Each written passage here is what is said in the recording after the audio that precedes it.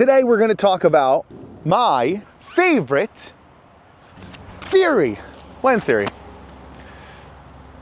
Yeah, is that cool? Lens theory works when you look at it from different perspectives.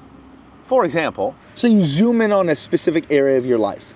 Like what we were talking about yesterday, the concept of the four walls. Use right now, in my perspective, right now. What am I doing? Where am I? Well, I'm at a lake, hanging out, filming a video. Now what you can do, you can also zoom out. Zoom in again at a different angle, and you can come back to where you're normally at, which is not too close and not too far. Although some of you might think this is too close, or some of you might think this is too far. But that's the beauty of lens theory. It's to hyper-focus on some areas and to also zoom out. So you can look at this exact situation from multiple angles. So using lens theory, there's a specific technique that we can use when we want to monitor our happiness or become conscious or aware of it, if that's the kind of thing you want to do. If you like keeping a journal, happiness journal, or things like that. When we think about lens theory in reference to happiness, we can use time as a monitoring agent. So what I mean by that is, let's look at it from just mornings. Today, from an hour to 2 hours from the moment of you wake up to you starting your day. How do you feel? Are you happy? Are you sad? Now we'll zoom out.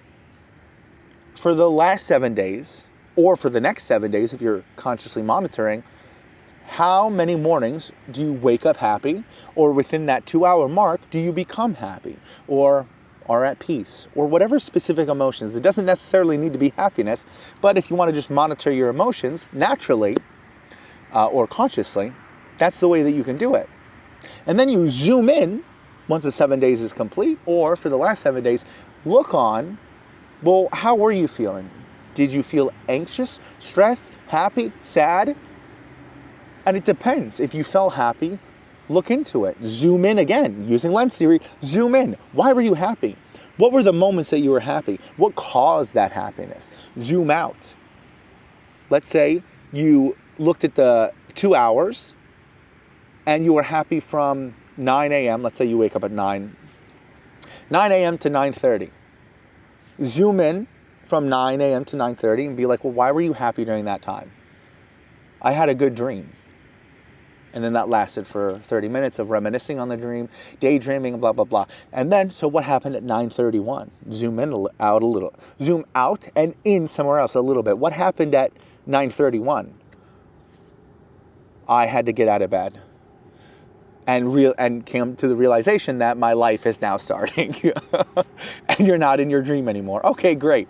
So you notice in that certain time that you had a switch. Now let's zoom out and look, how many times that happened throughout the week? Was that the only time? Was it an isolated incident, or did it happen multiple times throughout the week?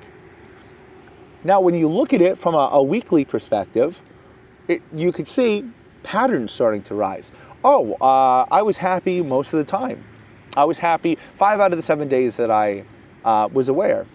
And those specific days where I was not happy, wasn't necessarily I was sad or stressed, but I was just not specifically happy, which is fine. If you look at certain days, I was sad. Why were you sad? And there could be very genuine reasons as to why you were sad. Things were going on in your life and things like that. But this is about awareness from this specific activity. You could zoom out again 2 weeks, a month. And you can use this specific technique, this monitoring, for any aspect. Now, this is just the morning. You can zoom out to lunchtime, zoom out to dinner, zoom out to before bed, or zoom into before bed. You can even zoom into the moment you wake up. You can go as deep as you want with lens theory if you're not afraid. But it's like I say to a lot of people on this journey, once you start, you can't really stop. So if you want to go down this road, do it. But if you don't, then stay in your bubble. Hope that's not too cryptic.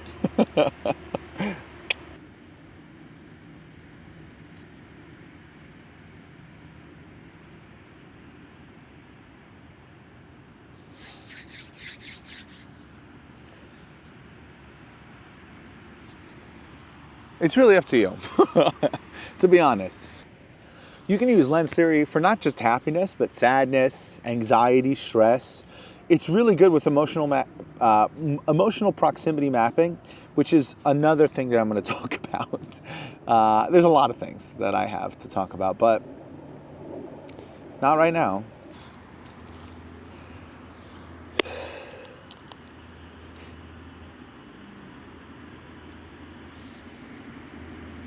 See all my stuff?